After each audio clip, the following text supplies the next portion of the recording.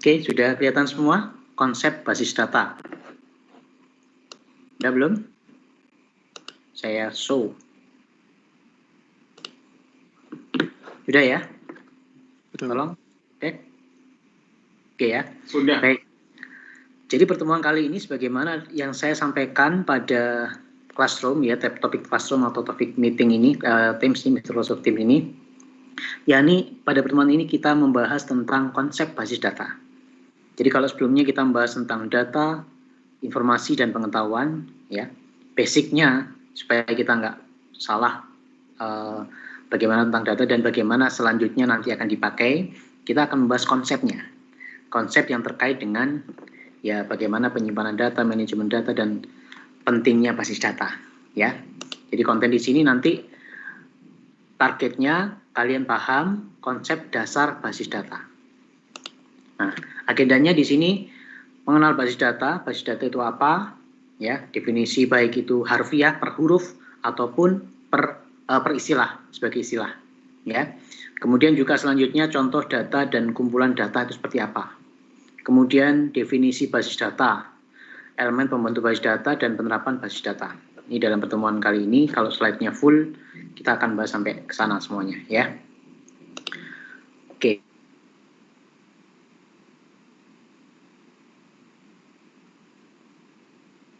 Apa problem yang terjadi pada sekitar kita, di masyarakat kita, di lingkungan kita, ya.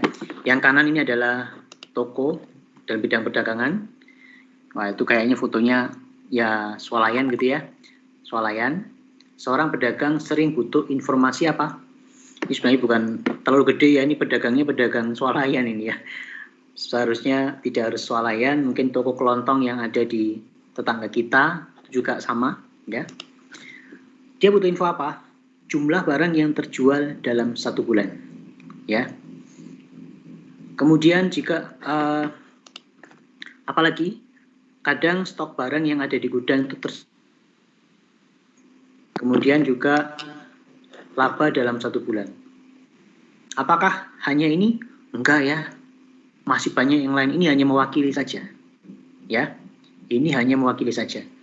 Bahkan kalau mungkin Anda pernah jualan ya, jualan kalau mungkin satuannya cuma kurang dari 10 barang ya mungkin nggak banyak, yang belinya cuma 1-2, cuma sekedar waktu iseng jualan online, ya itu mungkin nggak masalah. Tapi kalau sudah mencapai puluhan, ratusan produk, ratusan barang, ya tentunya akan Anda butuh informasi ini.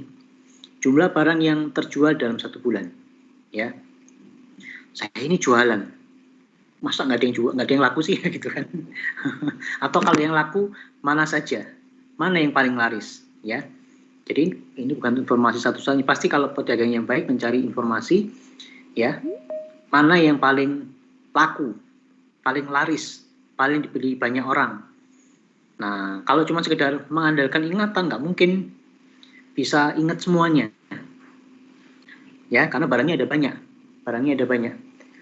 Nah, kemudian juga misalnya ini stok barang yang ada di gudang, kita harus tahu kalau barang ini laris, ya jangan sampai ada yang kehabisan.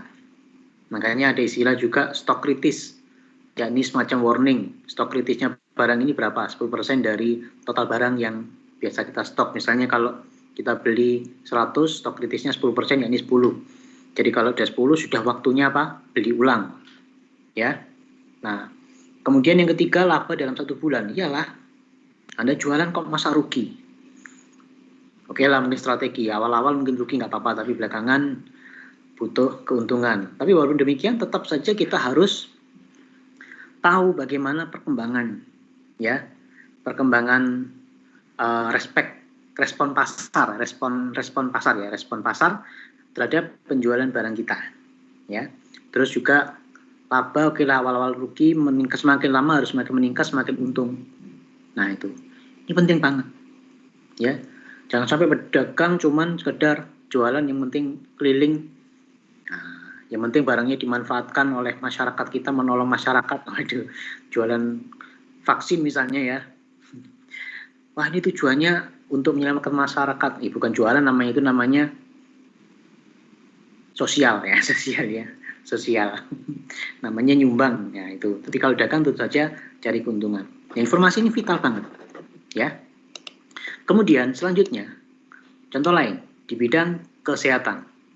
Seorang dokter Y sering butuh informasi tentang jumlah obat yang tersedia, banyaknya pasien beserta dokternya, histori penyakit pasien, ya.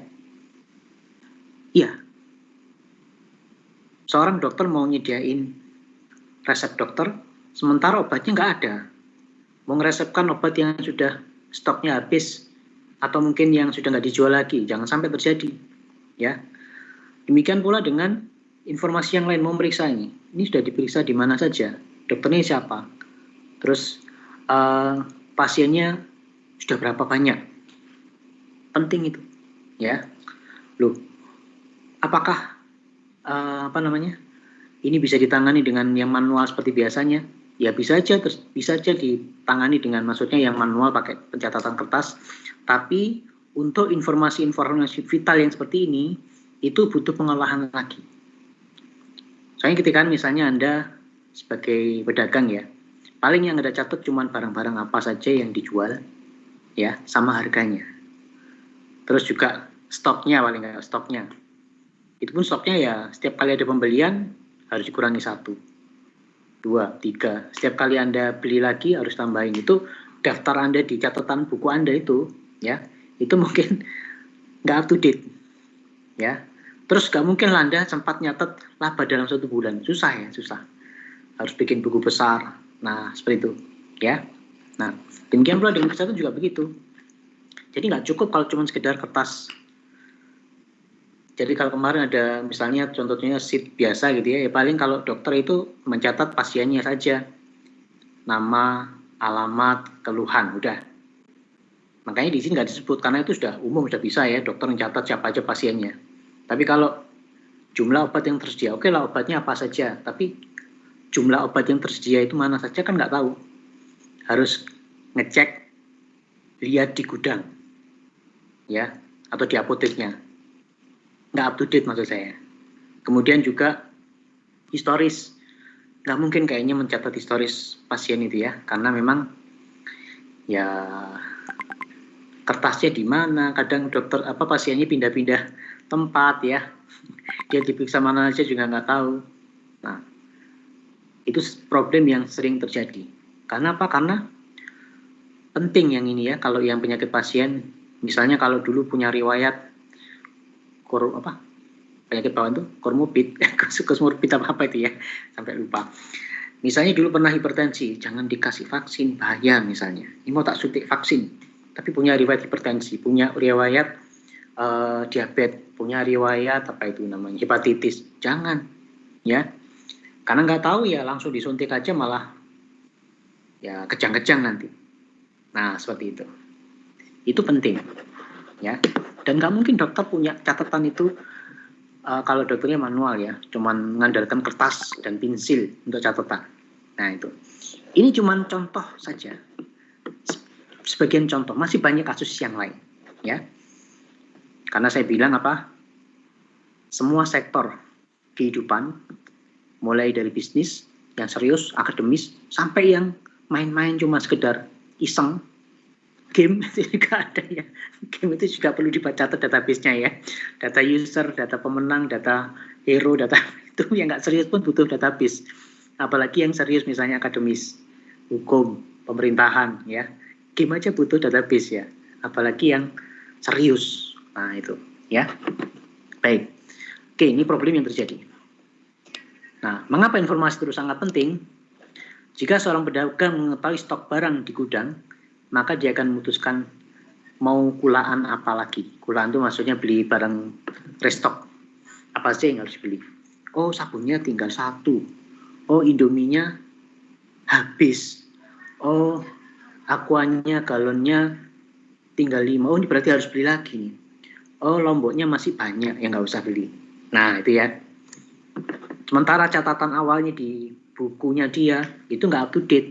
Masih catatan 5 hari yang lalu, padahal selama 5 hari ada transaksi jual beli bertambah atau kurangnya barang. Nah itu ya. Oke, jadi informasi ini sangat penting untuk keputusan yang akan diambil. Mau beli apa saja, ya. Atau mungkin jangan beli apalagi misalnya barang yang nggak terlalu laku, ya jangan kulaan lagi. Nah, seperti ini memegang peranan sangat penting. Kemudian, jika seorang dokter mengetahui persediaan obat, maka seorang dokter bisa memutuskan obat apa yang cocok untuk pasien. Berdasarkan yang ada tadi. Oh, yang ada ini. Berarti ini yang paling cocok untuk bisa dijual. Jangan sampai dia menuliskan resep obat-obat yang sudah nggak ada. Sudah tidak ada stoknya lagi di apoteknya atau mungkin apotek yang lain. Misalnya dulu ada obat yang dijual bebas, sekarang sudah enggak. Itu penting, ya. Oke. Karena juga nggak boleh asal-asalan yang ngasih obat sembarang, ya. Semuanya kasih obat. Tuh divaksin, semua divaksin. Sakit pilek divaksin, sakit batuk divaksin. Enggak, ya. Oke, kemudian jika seorang dokter mengetahui histori penyakit pasiennya, maka dia akan memutuskan perawatan apa yang cocok untuk pasiennya. Ya, seperti itu ya dalam bidang kedokteran.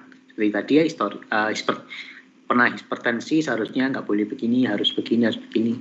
Atau mungkin sedang dulu pernah di kemo, jangan di kemo lagi, nanti malah double misalnya. Nah, seperti itu. Oke. Nah, sekarang permasalahannya, bagaimana agar informasi tersebut bisa diakses? Pertama, dengan cepat. Ya. Stok barang perlu dicek dengan cepat, dapat informasi dengan cepat. Ya. Akurat. Datanya nggak cacat, sesuai dengan pokoknya tidak redundan dan sebagainya, ya.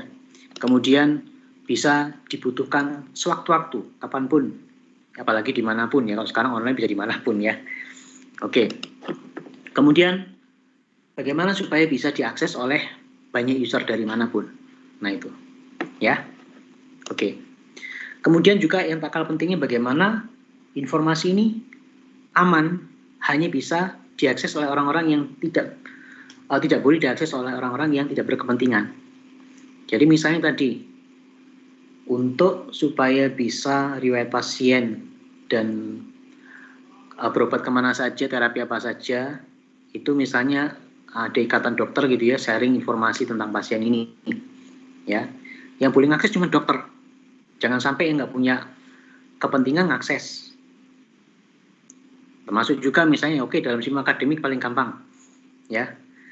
Anda hanya bisa mengakses nilai biodata Anda sendiri. Tidak boleh mengakses yang lain. Ya, jadi walaupun semuanya ada, cepat, akurat, kapanpun bisa dibutuhkan sewaktu-waktu, ya, 24 jam online, jam 12 malam mau akses silakan SIM akademik ya. Terus juga bisa di-sharing, semua mahasiswa se-ITS bisa mengakses SIM akademik, maksud dosennya. Pastikan butuh aman, ya. Jangan sampai mahasiswa bisa ngedit nilai, wah bahaya ini ya. Ngedit nilai C bisa jadi A misalnya ya. Waduh. Bahaya, pernah dibobol dulu SIM akademik ITS ya. Mahasiswa sudah terancam drop out, tiba-tiba lulus semua. Ya, karena ada yang hack waktu itu awal-awal pengembangan SIM akademik, ya karena kita dulu fokus pada yang penting sistemnya bisa dipakai, sehingga agak mengabaikan celah keamanan. Sempat sekali dihack ya mahasiswa teknik elektro yang sudah terancam drop out, banyak nilai-nilai nggak lulus, kurang ya, tiba-tiba lulus. Ya, jadi misalnya D, ya kalau A kan ketahuan ya, habis nilai D terus A itu ketahuan. D dari C, nah, gitu ya. Dan nggak semuanya C, ada yang jadi BC, ada yang jadi B, nah, gitu ya. Yang penting lulus, jadi nggak tentara. Nah itu, sehingga ya lulus, terus tapi untungnya dicek dulu kok bisa nanya lulus, oh ternyata ada yang ngehack. Ya itu, ya harus pastikan aman karena ini penting ya, masalahnya penting. Jangankan masa yang serius akademis gitu ya, Anda main game online misalnya ya, Clash of Clans dihack. Clash of Clans mungkin yang pernah main ya, sudah Town Hall 10 gitu ya, ada yang ngehack jadi Town Hall 3 gitu ya. Wah, pasti marah-marah ya. Marah-marah enggak? Oh enggak, saya ikhlas saya. nggak apa-apa, saya ini kan nggak main-main, maksudnya main-main game doang. Nggak percaya ya, karena untuk mencapai Town Hall 10 itu Anda harus mengerahkan sekian banyak waktu ya, itu bisa mencapai Town Hall 10. Misalnya harus mengeluarkan biaya, waduh sudah ini berbulan-bulan, ternyata dihack orang, jadi Town Hall 3. Wah ini bahaya, ya kalau sampai terjadi nggak aman ya. Jadi walaupun itu sistem game, sistemnya bukan bisnis yang penting, politik, apalagi pemilu misalnya, data-data vital banking ya, yang nggak serius pun, yang game pun tetap membutuhkan ini tadi semua. Cepat, akurat, ya, akses 24 jam, ya, kemudian bisa, saya pointernya lupa nih. Dari tadi ngomong nggak pakai pointer ya, alhamdulillah ada nyala pointernya. Bisa 24 jam, terus bisa seluruh dunia, terus aman, ya. Nah itu. Game pun butuh gitu, apalagi yang bukan game, yang serius. Data keuangan itu vital ya. Saldo Anda ya pasti nggak mau kalau tiba-tiba dinolkan ya karena dihack. Tapi kalau dibesarin pasti senang ya. Saldo cuma 1 juta jadi 10 juta, oh seneng banget ya. Nah itu. Oke, jadi permasalahan yang terjadi. Nah, solusi sementara dari hal-hal yang sudah biasa dilakukan ya, yakni tadi mendapatkan informasi secara manual. Gimana cara ngitung stok? Kita jualan. Ada yang nelpon, mas, mas, saya mau beli sapu atau keranjang atau timbal ukuran sekian. Oh ya, jumlahnya, bentar ya. Apa? Saya hitung dulu di gudang lah. Ya. Hitung dulu tunggu sebentar ya.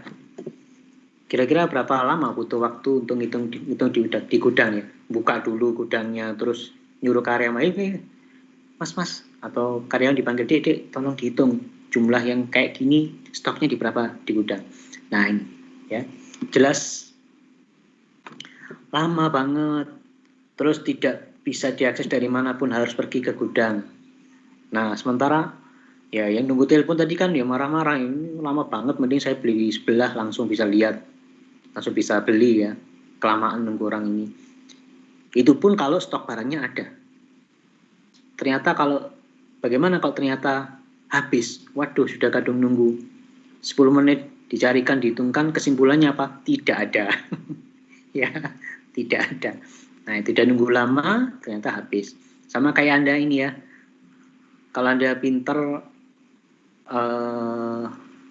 enggak sih, mungkin saya belum tahu sih ada rumah supermarket yang stoknya itu online ya. Kalau ada itu pasti bagus, ya. Jadi kadang-kadang Anda kan sering ya, saya mau nyari sampo apa, cewek-cewek biasanya apa, sampo merek apa di Hypermart Giant misalnya, sebelum tutup misalnya ya. Nah, kalau mereka menyediakan stok terakhir secara online, pasti akan lebih ini ya, pasti akan lebih banyak dikunjungi.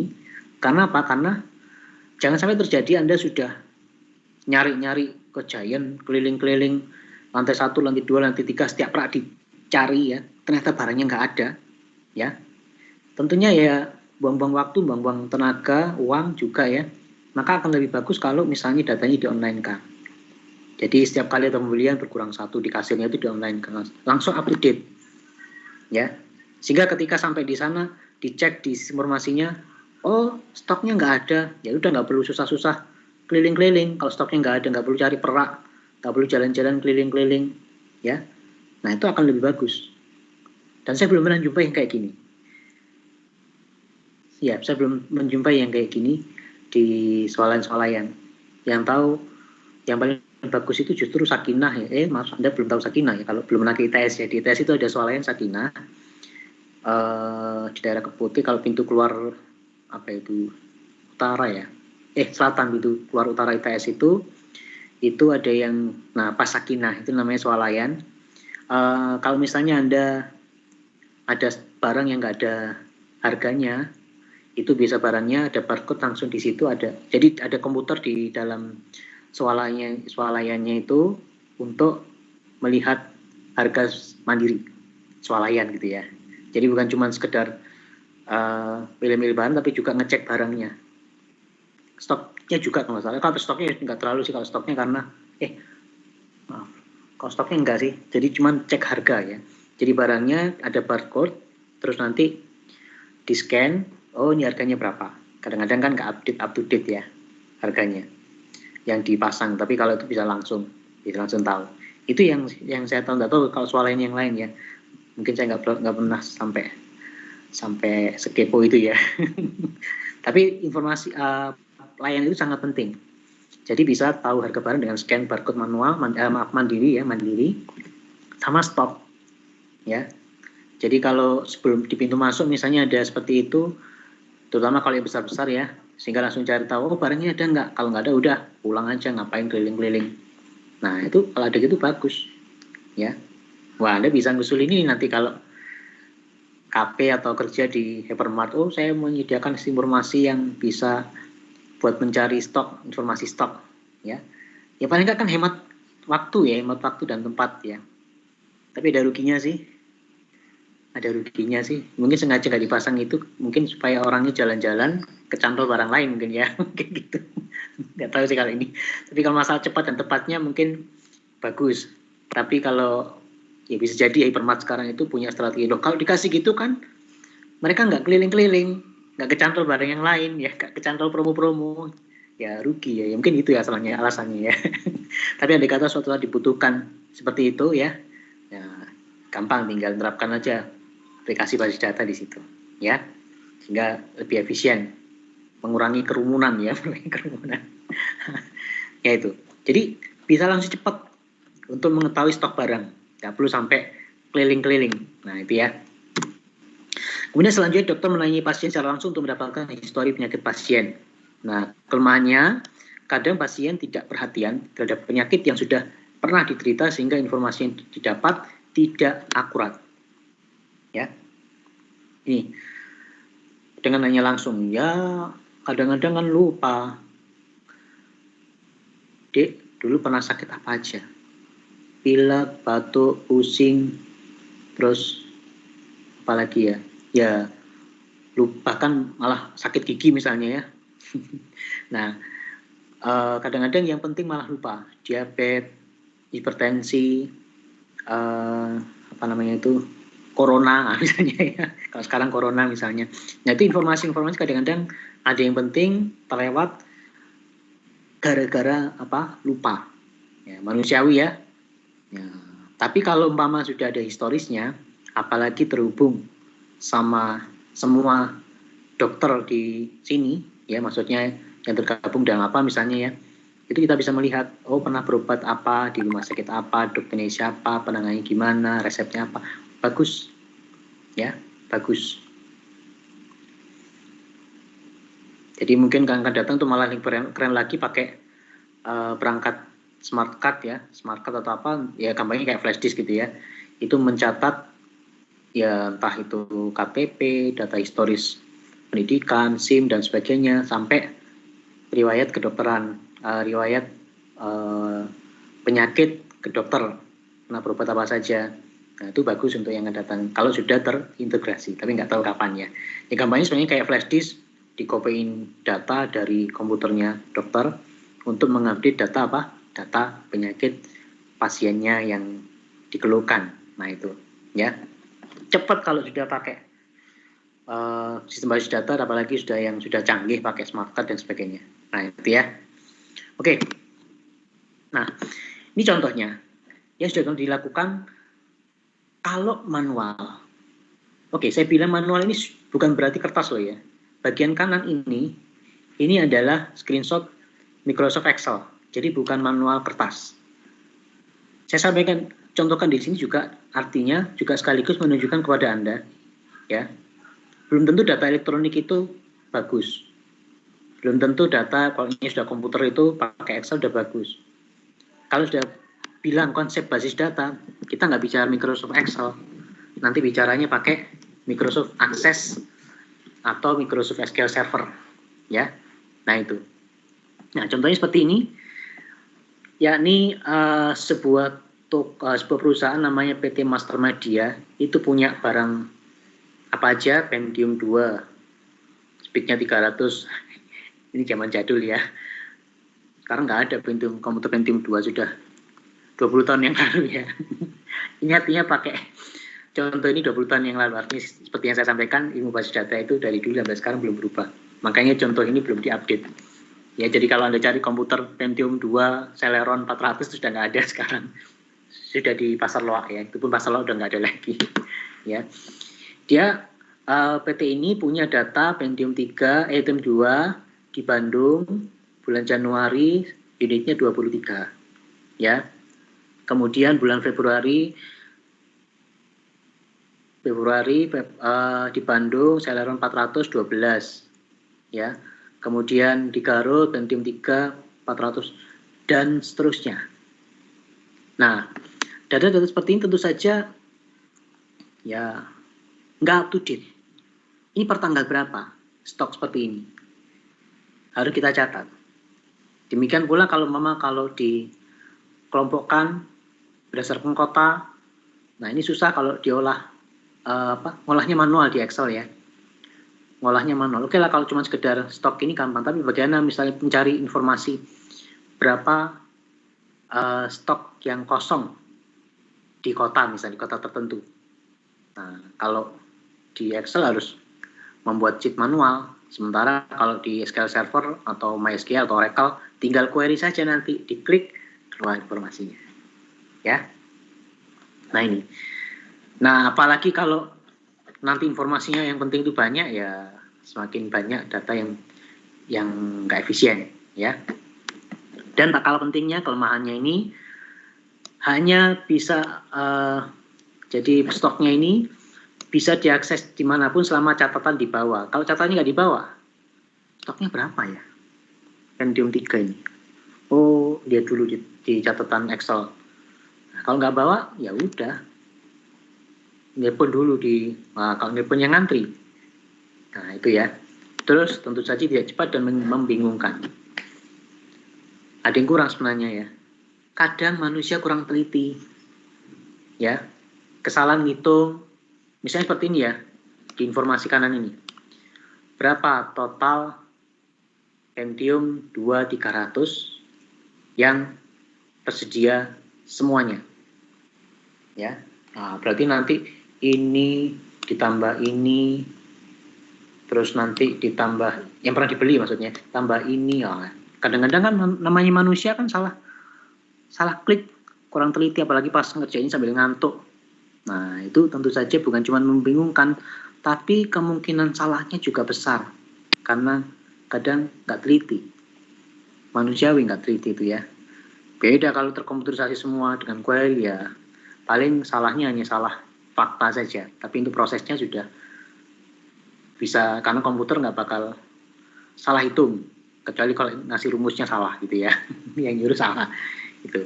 Nggak bakal lupa. Waduh, lupa. Gak pernah sisanya. Kalau kita cari, oh lupa kemarin di mana ya? Kata kunci ini di website mana aja, lupa. Jawabannya nggak mungkin ya. Itu ya. Oke. Nah, hal-hal yang sudah pernah dilakukan, biasanya kalau yang stok tadi melakukan pencatatan informasi dalam sebuah buku besar. Barang masuk, barang keluar, barang masuk, barang keluar. Ada kolom-kolomnya itu ya.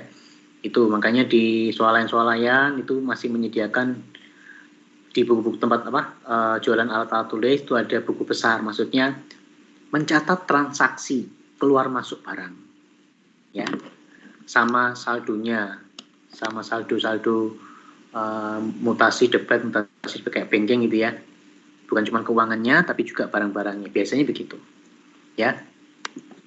Terus kalau dokter itu mencatat penyakit pasien yang pernah ditangani, ada buku pasien, terutama kalau di klinik tertentu. Kadang-kadang namanya siapa mas? Oh nomornya ini, nomornya berapa, nomor registrasi? Oh belum mendaftar, oh coba daftar dulu ya. Itu maksudnya supaya punya ID, terus nanti dicek pernah di klinik ini berapa kali, sakitnya apa saja. Nah itu ya, itu pun juga mungkin masih pakai Excel biasa. Nah kelemahannya apa? Nah kadang terutama yang ini ya, pasien tidak hanya datang kepada satu dokter sehingga informasi yang didapat tidak akurat. Dalam satu klinik mungkin ya cuman berobat waktu di klinik saja dicatat. Bagaimana kalau di rumah sakit lain, klinik lain, nggak tercatat. Tapi kayaknya untuk yang ini masih belum diterapkan ya. Jadi data terpusat yang terintegrasi antar klinik, antar rumah sakit terhadap riwayat pasien, ya mungkin sekedar yang sama-sama ini ya, sama-sama nama rumah sakitnya ya, misalnya rumah sakit apa, RSIA misalnya, RSIA di Surabaya, Sidoarjo, Mojokerto, dimanapun mungkin menyimpan semuanya. Tapi kalau ketika beda RSIA, RSAL, RSUD mungkin sudah beda-beda, belum terintegrasi. Tapi kalau sama-sama rumah sakitnya di cabang yang berbeda mungkin sudah. Tapi kalau beda rumah sakit mungkin belum. Ya, sehingga untuk yang akan datang itu penanganannya pakai smart card yang seperti saya cerita tadi ya. Itu data pasien disimpan dalam smart card tadi. Jadi kartu yang berisi KTP, informasi KK, informasi riwayat pasien, riwayat mungkin pendidikan dan sebagainya disimpan di situ. Sama mirip kayak flash disk, cuman alat tertentu saja yang bisa nulis dan hanya bisa dikodekan dengan perusahaan yang menggunakan. Nah itu ya. Dan memang karena ya EKTP ya, tapi belum dipakai. Ada sebagian EKTP-nya masih belum bisa diakses ya. Nah itu. Jadi untuk kalau andai kata misalnya suatu saat diterapkan, dia bisa terintegrasi. Jadi data pasien kita disimpan di dalam smart card atau EKTP tadi. Nah itu ya. Baik, selanjutnya contoh data dan kumpulan data.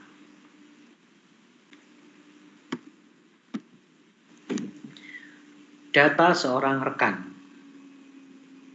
Ini data apa informasi ya? Data ya ini ya, data. Ini data. Birthday sudah informasi ya. Web designer, data, dan seterusnya ya. Nah, ya kenapa kok ini data ya, kita tahu ya. Daniel Riz ini nama orang, nama mahasiswa, nama toko, merek sepatu, merek mobil kan nggak tahu ya. Baru tahu setelah ada apa konteksnya atau ketika menjadi informasi. Oh ini nama pasien, nama mahasiswa, nah sebenarnya seperti itu. Tapi kalau ini jelas sudah tahu konteksnya, ini tanggal birthday, jadi mungkin ini bukan data. Yang campuran ini ya. Tapi paling nggak kita tahu ini biasanya kalau kita nyatet data teman sebelum ada Excel, nah gini ya. Ini teman saya. Kartu nama biasanya kartu nama ya biasanya ya. Data seorang kartu nama biasanya yang sekarang, yang dulu di masa lalu sering dibagi-bagi. Sampai sekarang sih kartu nama ya. Nah ini. Oke, kalau cuma satu kita catat seperti ini. Apa yang terjadi kalau sebanyak ini? Wow. Ya. Saya ingin tahu, Bejo itu alamatnya di mana ya? Saya ingin kontak, nomor teleponnya berapa ya? Kalau satu gampang tadi ya, cuman ini Bejo nggak ada. Anda harus mencari sekian puluh kartu nama ini satu persatu. Mana ya namanya Bejo? Mana namanya Bejo? Bukan. Ini namanya Bejo. Alamatnya di jalan apa? Teleponnya ini. Ya, oke. Nah, kalau andai kata nggak ketemu, berarti ya Anda mencari-cari sampai ketemu itu kan lebih lama dibandingkan kalau ketemu.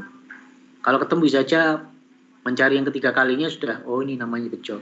Tapi kalau nggak ketemu, umpama di sini ada 100, Anda harus 100 kali nyari. Dan kesimpulannya cuma satu, nggak ketemu. Kesimpulannya cuma satu, nggak ketemu. Waduh, ngabisin waktu sebanyak ini hanya untuk mencari yang tidak ditemukan. Kan kayak sia-sia waktunya gitu ya. Sia-sia waktunya. Nah itu. Nah,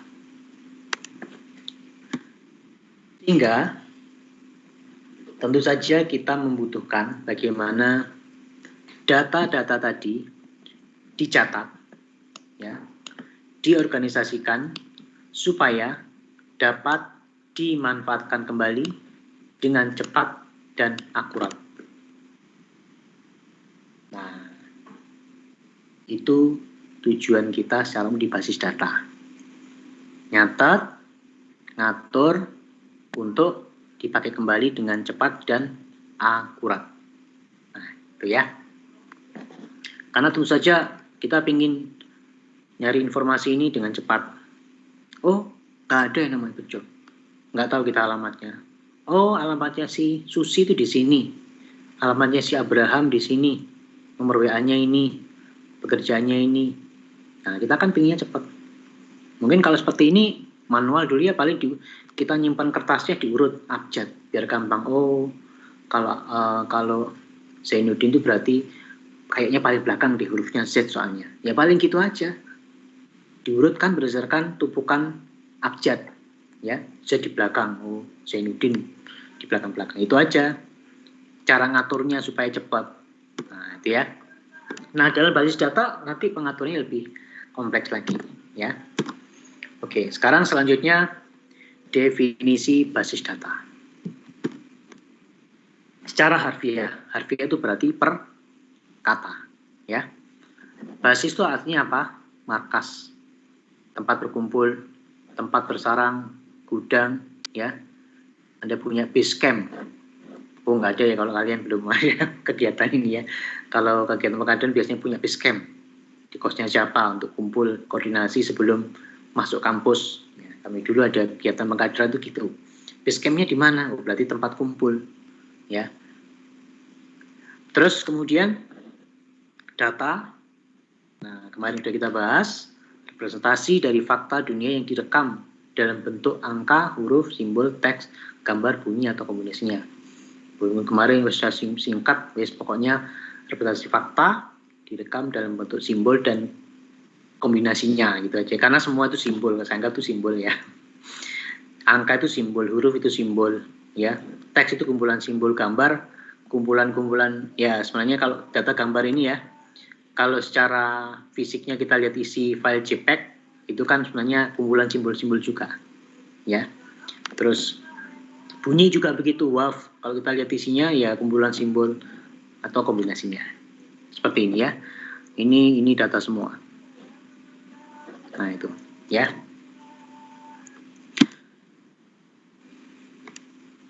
Data seperti ini ya, seperti yang ini penjelasannya tadi ya.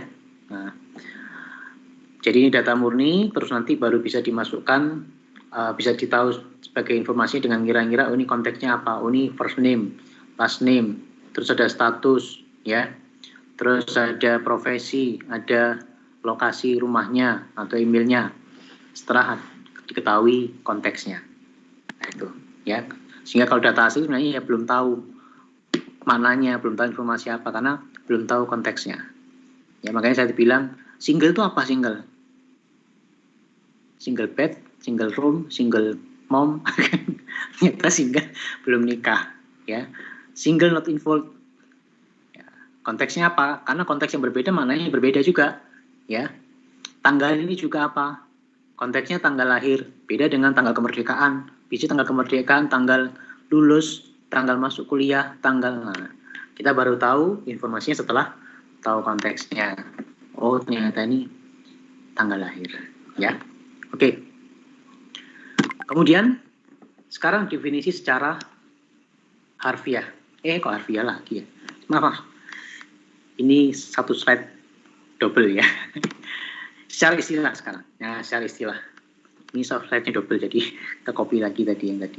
Sama persis ya. Oke, sekarang secara istilah. Ada beberapa definisi tapi intinya sama.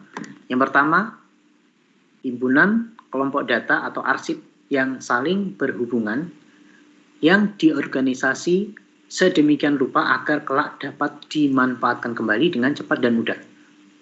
Ya. Nanti kita perhatikan yang kata kunci yang saya kasih warna merah. Ya. Definisi yang lain dalam buku yang berbeda, ini sebenarnya ada referensinya, cuman waktunya dulu lupa nggak dicantumkan, sehingga nggak ada. Tapi yang jelas ini dari definisi orang penulis buku ya, penulis buku atau pokoknya yang sudah profesor atau apa gitu ya. Kumpulan data yang saling berhubungan yang disimpan secara bersama sedemikian rupa dan tanpa pengulangan atau redundansi yang tidak perlu untuk memenuhi berbagai kebutuhan. Itu definisi yang kedua. Definisi yang ketiga, Ada yang bilang, ada yang mengatakan, yakni kumpulan file, tabel, arsip yang saling berhubungan yang disimpan dalam media penyimpanan tertentu. Ya, nah, biasanya ini sama kayak istilah pun juga begitu ya, tergantung konteksnya. Ya. Istilahnya tergantung konteksnya. Tapi intinya semuanya memiliki mulai kata kunci yang sama, yakni kumpulan, himpunan kelompok data, kumpulan data, ya. File, tabel, arsip itu juga sebenarnya data kan. File itu data. Kita nggak tahu kalau nggak ada konteksnya. Cuman ya itu kumpulan simbol-simbol aneh-aneh itu ya. Itu adalah data. Nah, yang saling berhubungan, ada kata-kata saling berhubungan ya.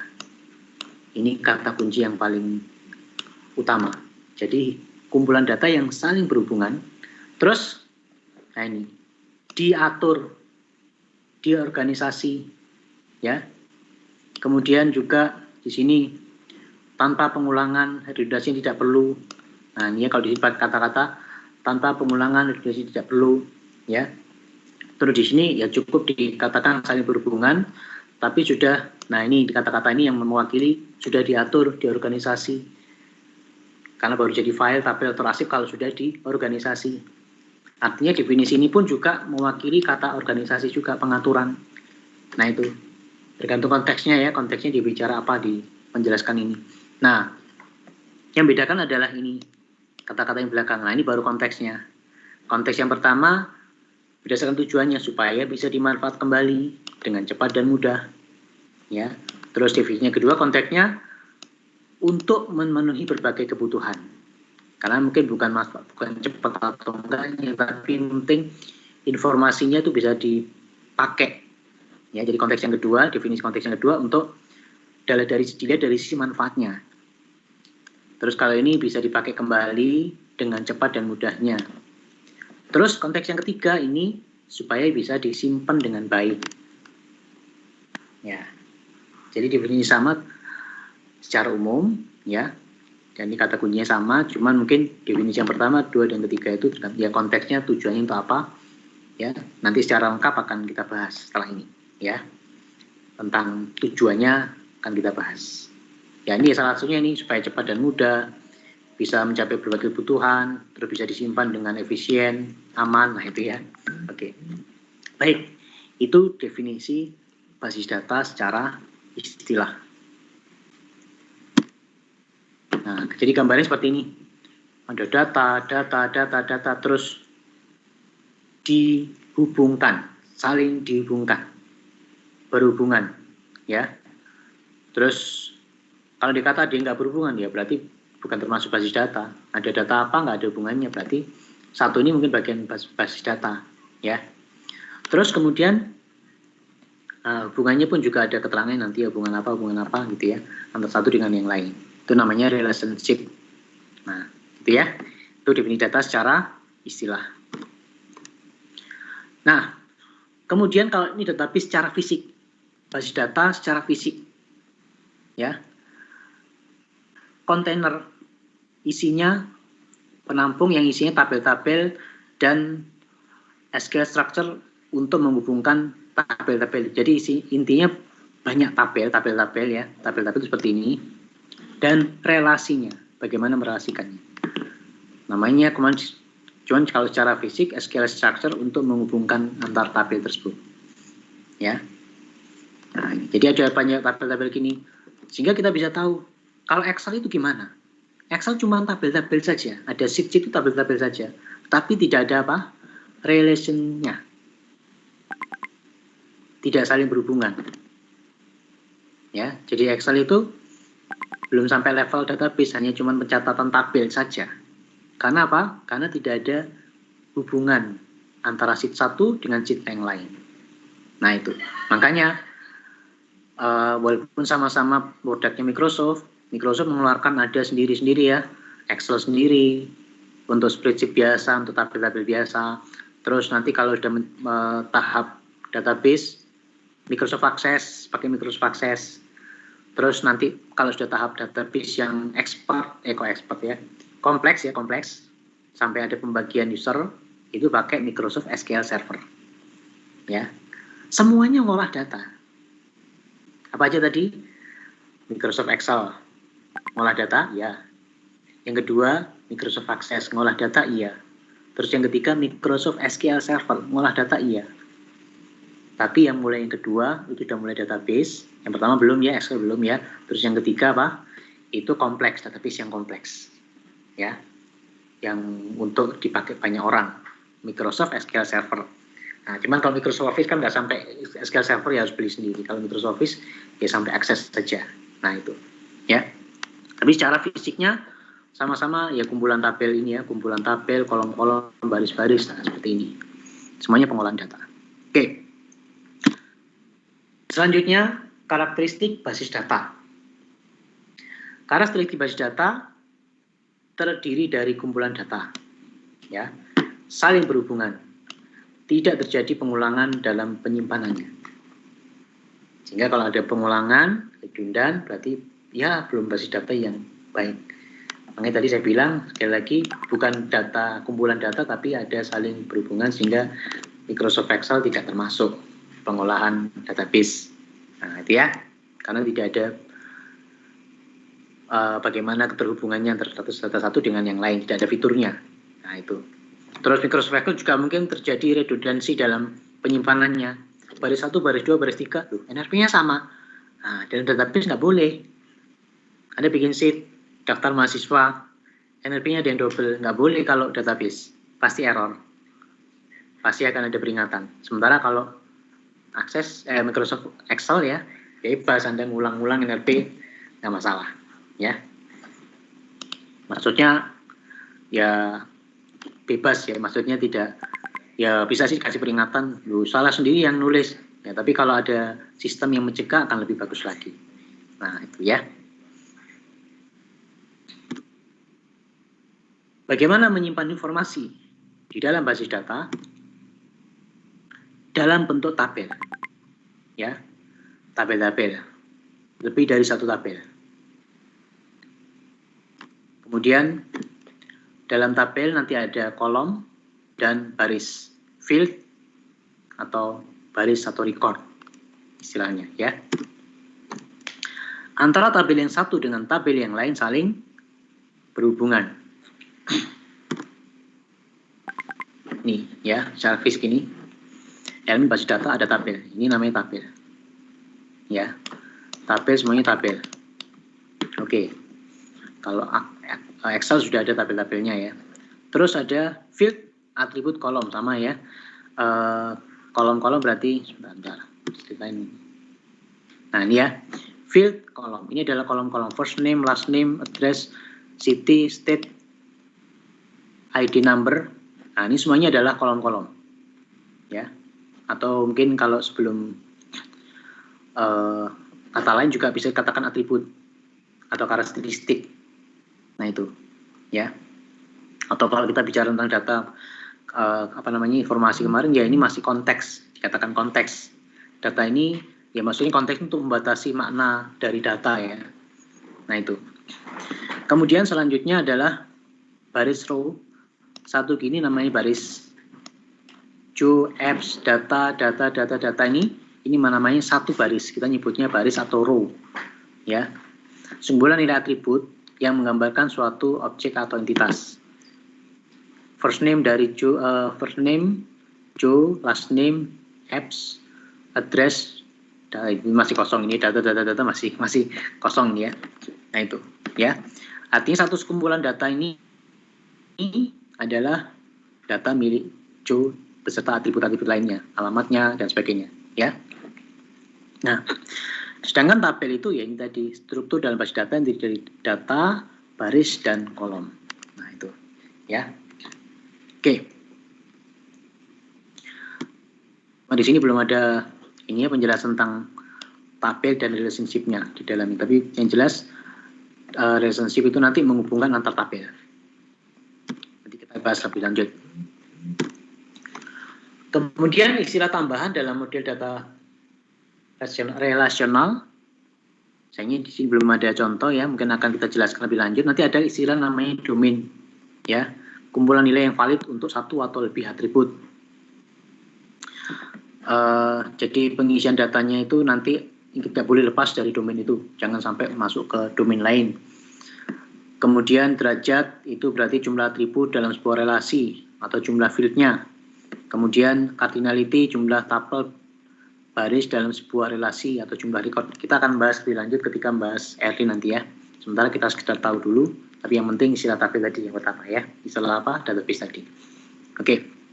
Ini kita bahas lebih detail dalam membahas data relational RD nanti ya. Kemudian selanjutnya entitas.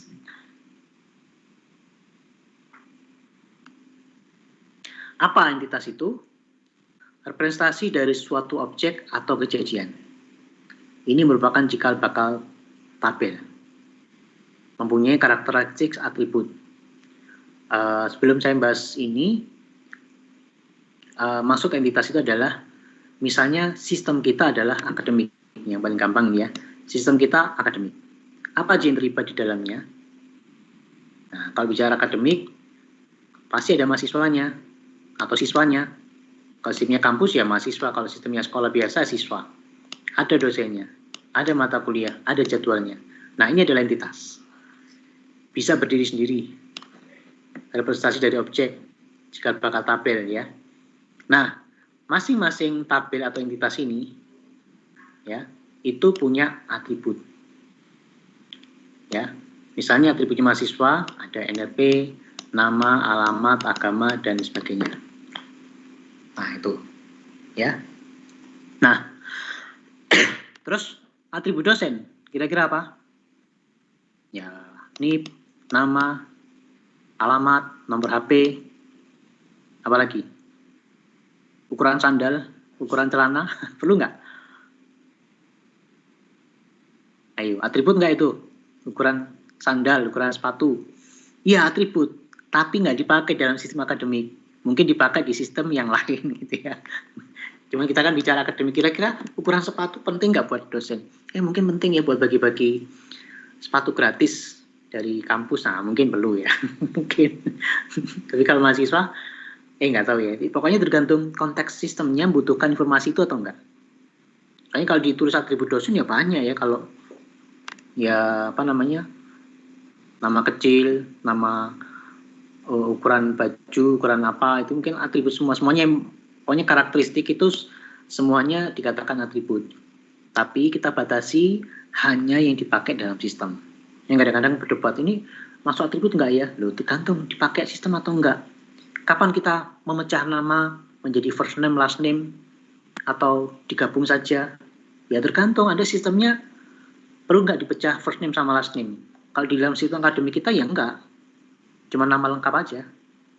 Tapi mungkin kalau di sistem akademik yang lain ada first name, last name, ya di kolom, buat kolom sendiri-sendiri. Tergantung sistemnya. Ya, kita nggak pernah kan first name-mu siapa, last name-mu siapa di sistem akademik, nggak ada ya. Tapi cuma langsung apa, nama lengkap. Nah itu. Terus kapan dipecah? Ada yang namanya di nama dosen misalnya, atributnya ada nama lengkap, ada nama tanpa gelar, ada nama gelar depan, ada gelar belakang. Kapan kita pakai itu? Nah, ketika dibutuhkan saja. Kira-kira suatu saat perlu nggak cuma nampilkan nama dosen, namanya saja, tanpa gelar? Atau perlu nggak gelar depan, gelar belakang? Nah itu. Perlu nggak dipilah-pilah gelar depan, gelar belakang? Nah, seperti itu. Baru dipecah. Tergantung apa? Kebutuhan sistemnya. Nah, itu ya, jadi bicara sistemnya dan kebutuhan sistemnya. Oke, terus atribut mata kuliah. Apa aja? Ya, yang kelihatan dipakai cuma nama mata kuliah, kode mata kuliah, SKS, prasyarat, prasyarat relasi ya. Prasyarat itu relasi, karena prasyarat itu mata kuliah syaratnya apa saja. Ya. Jadi kalau mata kuliah, prasyarat bukan atribut, karena apa? Karena dia sebenarnya relasi terhadap mata kuliah itu sendiri. Karena mata kuliah A misalnya ya, basis data syaratnya adalah algoritma dan programan. Syarat yang lain pemrograman apa, misalnya begitu. Itu sebenarnya adalah relasi antar mata kuliah. Nah, jadi bukan merupakan atribut. Ingat tadi apa? Yang belum ya mungkin deskripsi mata kuliah. Nah, itu mungkin yang penting. Terus atribut jadwal isinya kira-kira apa? Hari, jam, ruang kelas. Nggak ada ruang kelas sekarang ya. Karena online ya. Terus kemudian apalagi mata kuliahnya apa, dosen pengajarnya siapa. Nah, itu jadwal. Nah, itu ya. Itu kalau sistemnya akademik. Kalau sistemnya transaksi penjualan ya mungkin beda lagi. Entitasnya kira-kira apa? Namanya penjualan pasti ada barang. Barangnya siapa? Terus pembelinya siapa? Entitasnya paling enggak apa? Barang yang dijual, pembeli, sama supplier. Paling enggak 3 itu. Ya. Atau minimal barang saja lah. Barang sama transaksi penjualannya ya, penjualan. Ya. Siapa beli siapa lah gitu ya. Pembeli sama barang. Minimal itu entitasnya. Lalu kapan ditambahkan supplier? Nah, kalau misalnya kita butuh pencatatan data supplier atau yang menyediakan suplai barang kita catat juga. Nah, itu. Tapi kalau lingkup sistemnya nggak ke sana ya nggak dianggap sebagai entitas. Sekali lagi tergantung kebutuhan ya. Soalnya kalau kita bicara akademik, ya mungkin ini belum tentu semua entitas yang ada di sini. Ya, bisa saja ada yang lain. Misalnya apa? Kegiatan mahasiswa. Ya. Di sini belum ada. Tapi kalau sistemnya butuh dicatat scam, mungkin nanti ada tabel atau entitas baru namanya kegiatan mahasiswa. Misalnya UKM robotika, UKM catur, UKM paduan suara, UKM apalagi misalnya yang lain. Nah, itu ya. Kalau kita membutuhkan sistem itu, kalau enggak ya nggak usah.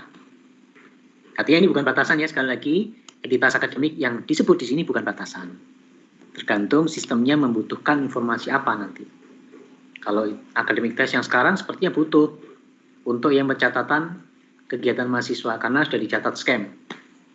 Seminar apa di luar misalnya, nah itu. Oke.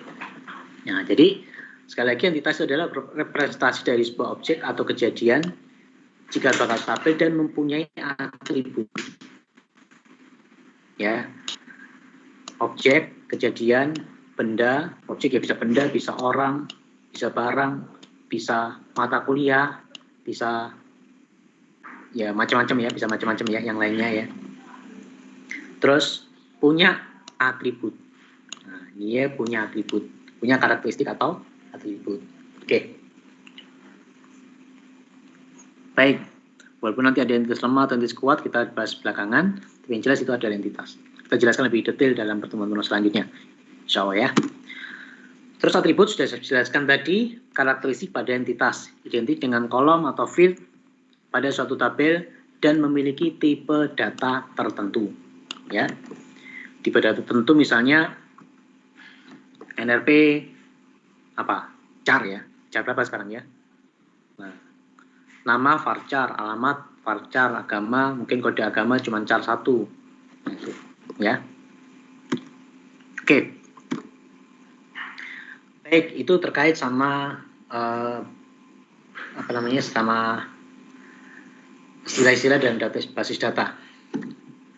Sekarang selanjutnya kita beranjak pada apa sih tujuan penggunaan basis data? Ya.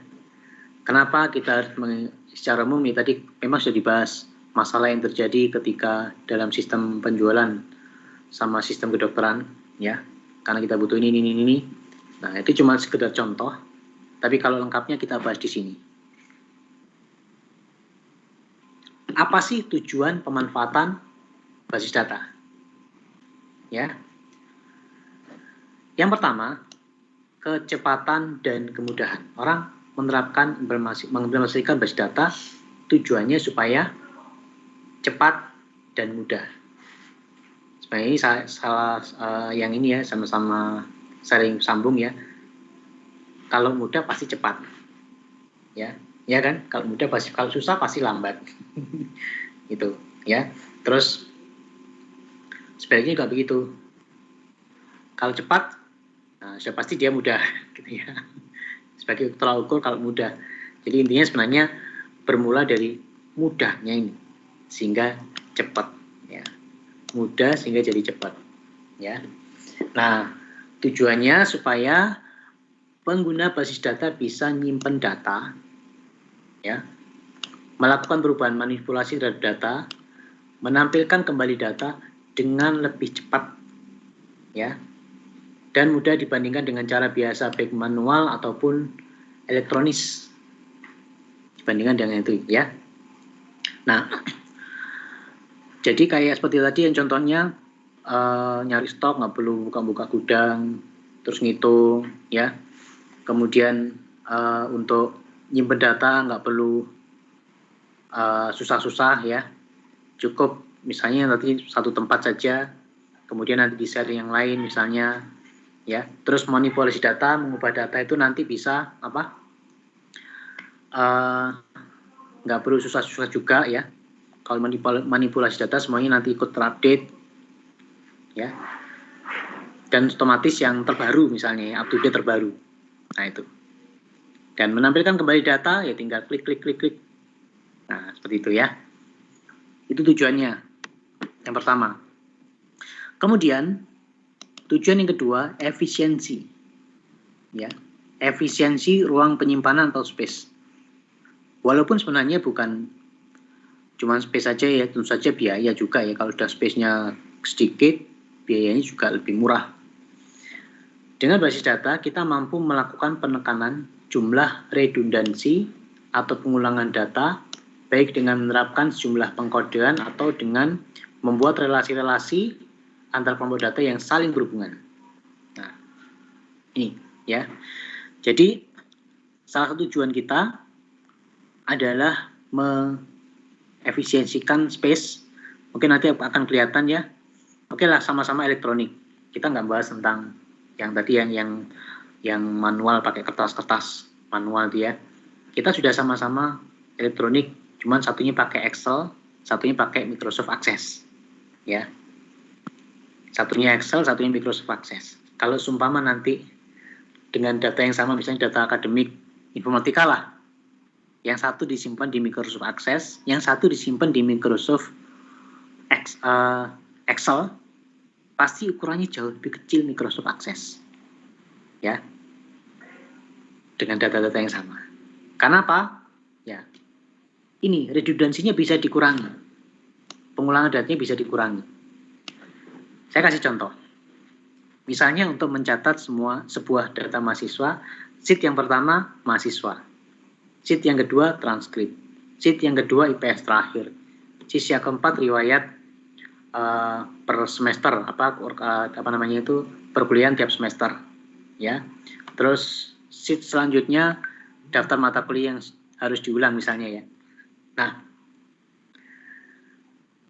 di sheet yang pertama ada nama mahasiswa, ya, karena biodata, ya, NRP, nama dan sebagainya. Di sheet yang kedua itu sheet yang kedua transkrip, ya, ada nama mahasiswa juga, NRP dan nama, ya. Sheet yang ketiga IP semester terakhir untuk sebagai syarat naik SKS yang bisa diambil di semester yang akan datang. Ada nama mahasiswa juga. Nah, nama-nama mahasiswa itu berapa kali ditulis dalam setiap sheet? Dalam satu data mahasiswa. Sheet yang pertama dicatat, sheet yang kedua ada, sheet yang ketiga nama mahasiswa, sheet yang keempat semuanya ada nama mahasiswa. Nah, kalau sudah pakai Microsoft Access, kita cukup menulis nama mahasiswa cuma di satu tabel saja. Yang lainnya ngikut. Di sheet yang kedua, cuman kode mahasiswa aja yang ditulis sama transkripnya. Sheet yang ketiga cuman kode mahasiswa yang NRP sama IP semester dan seterusnya. Sehingga untuk menyimpan nama mahasiswa hanya di satu tempat. Yang lainnya cuma merelasikan, mengacu datanya berdasarkan NRP atau kode uniknya. Nah, ini yang dimaksudkan tadi, ya. Jadi di sheet 2 NRP sekian. Transkrip IPK-nya 3,6. Siapa namanya? Ya, kita harus mengacu dengan NRP yang sama untuk melihat NRP ini namanya siapa. Nah, seperti itu, ya. Seperti itu, ya. Jadi yang dicatat cuma kodenya di sheet yang lain, ya, saya gambarnya seperti itu, ya. Sehingga untuk mencari tahu nama mahasiswa harus kita cari di SIP biodata. Oh, namanya ini. Nah, dicatat cuma kodenya. Nah, kalau dicatat cuma kodenya ya menghemat tempat ya. Kode atau NRP itu kan cuma berapa char 15 lah paling enggak. Sementara nama bisa char varchar 50 ya, namanya bisa panjang. Nah, itu ya. Itu yang namanya pengkodean dan relasi-relasinya dan relasi-relasinya. Nah, itu. Ini dalam hal sudah sama-sama elektroniknya ya, maksudnya sama-sama produk Microsoft Excel, Microsoft Office, Excel sama Microsoft Access. Apalagi kalau dibandingkan dengan cara yang manual, waduh, berapa kertas-kertasnya, berapa biayanya, ya, untuk nyimpan kertas itu, berapa space gudangnya, apalagi kalau rawan kebakar ya, rawan kena rayap, hilang malah nangis nanti ya. Nah, seperti itu ya. Itu maksudnya efisiensi ruang penyimpanan. Kemudian, tujuan selanjutnya adalah keakuratan, accuracy. Tujuannya apa? Agar data sesuai dengan aturan atau batasan tertentu dengan cara memanfaatkan pengkodean atau pembentukan relasi antar data bersama dengan penerapan aturan batasan, tipe data, domain data, kode data, dan sebagainya. Oke, saya kasih contoh di Excel sama Access juga ya. Microsoft Excel. Anda bisa nggak menulis 31/2/2021? Bisa. Ya, nulis kolom tanggal lahir misalnya ya. Nggak mungkin tanggal lahir sekarang ya. Wis tanggal kuliah atau apa, tanggal lah misalnya. 31/2/2021 bisa. Ya. Walaupun tidak langsung dikonvert sebagai date ya. Nah, kalau di Microsoft Access tipe data date nggak bisa. Karena apa? Itu out of range. Ya. Karena tidak ada apa? Tanggal 31 Februari itu nggak ada. Ya. Sehingga langsung dianggap error. Harus benahi sampai benar. Sementara Microsoft Excel bisa ya. Bisa. Cuma nggak langsung dikonvert karena itu data invalid ya. Nah, seperti itu. Jadi datanya nggak akurat. Itu contoh pertama. Terkait sama tipe data. Contoh tipe data yang lain misalnya apa? Saya ngeset tipe data usia. Di Microsoft Access tipe data usia itu pakai apa? Pakai unsigned integer. Integer yang tidak bertanda. Ya. Sehingga tiny unsigned integer misalnya. Jadi ukurannya range-nya kecil. 0 sampai 255. Karena apa? Namanya usia nggak ada yang negatif. Sehingga kalau nulis usianya berapa? Negatif 5. Bisa ya, belum lahir Pak. 5 tahun lagi baru lahir. Atau nulisnya usianya berapa?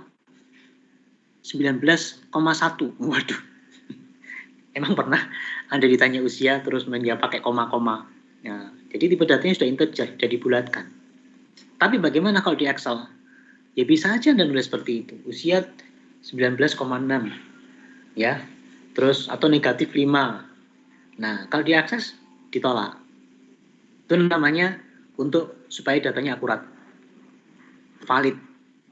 Walaupun belum tentu benar, tapi paling enggak data yang salah. Pasti informasinya salah, pengetahuannya menyesatkan. Ya. Masuk ada 31 Februari. Ya, sudah pasti salah. Walaupun mungkin belum tentu fakta. Ya, tapi kalau datanya invalid sudah pasti salah. Nah, itu ya. Kemudian domain data nih, seperti saya bilang tadi ya, domain datanya itu sama kayak mirip seperti ini ya. Terutama yang ini ya, yang memanfaatkan pengkodean pembentukan relasi antar data. Jadi seperti ini. Anda mengisikan di kolom mahasiswa tadi ya, misalnya mahasiswa ya, ada isian dosen wali ya, dosen wali. Nah, tentu saja Anda tidak boleh mengisikan nama dosen yang tidak terdapat di jurusan informatika. Kalau mengisi nama itu berarti datanya tidak akurat, ya, nggak tepat atau tidak valid atau cacat. Nah, itu ya. Artinya ketika Anda mengisikan NIP wali, harus NIP yang terdapat di daftar dosen informatika. Di luar itu pasti tidak akurat, cacat, atau invalid, dan pasti salah. Nah, di Microsoft Access bisa seperti itu, Excel bisa, tapi akses nggak bisa. Kalau sudah diatur bahwasanya kolom ini mengacu pada NIP pada tabel dosen. Jadi yang diisikan hanya NIP yang terdapat di tabel dosen saja. Nah, itu namanya akurat. Kenapa kalau ngisi NIP yang tidak terdapat di dosen, jadi datanya invalid, nggak akurat. Ya, sehingga disebut ya sudah pasti salah. Mengisi, termasuk mengisi misalnya yang domain tadi sebenarnya bukan itu sih, domain itu ini ya, golongan darah. Anda hanya boleh mengisi A, B, AB atau O. Ya. Nah, itu domain. Jadi hanya boleh mengisi itu, nggak boleh mengisi Z, ya, A, B, C, D, E, apa gitu ya. Atau dikira AB itu dikira A, B, C, D, E gitu ya, nilai kuliah ya. Enggak, ya. Jadi seperti itu. Sementara kalau di Excel bisa. Mengisi data nggak boleh, tapi diakses enggak. Apalagi Microsoft SQL Server.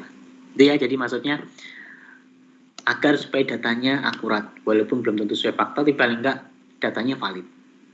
Ya, bukan data yang cacat. Kalau data yang cacat sudah pasti salah.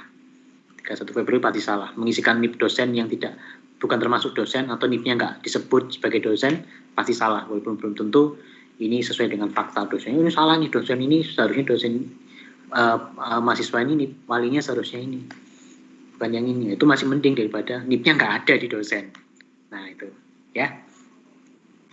Dalam basis data dicegah kayak gitu, karena datanya harus akurat. Terus yang terakhir, keunikan data. Di Excel Anda boleh mengisikan NRP double-double gitu ya. Tapi kalau di Microsoft Access nggak bisa. Kalau sudah di set NRP-nya primary key, Anda mau mengentrikan NRP yang sama, selanjutnya di data yang lain itu pasti dicegah, error. Nah, itu ya. Apa primary key kita bahas di pertemuan yang akan datang, insya Allah ya. Kemudian selanjutnya, wah dikejar waktunya, harus 11.30 nih ya. Penggunaan basis data bertujuan untuk supaya tersedia di mana tersedia ya. Ya, ini data yang sudah dipakai kadaluarsa dipisahkan dari sistem database yang sedang aktif, baik dengan cara penghapusan atau memindahkan ke media backup untuk menghemat ruang penyimpanan. Di sisi lain juga dilakukan manfaat teknologi jaringan komputer agar data yang berada di suatu lokasi atau cabang data juga diakses oleh lokasi cabang yang lainnya. Artinya di sini bisa tersedia di mana-mana. Itu yang pertama. Terus yang kedua, yang sudah tidak dipakai jangan disediakan.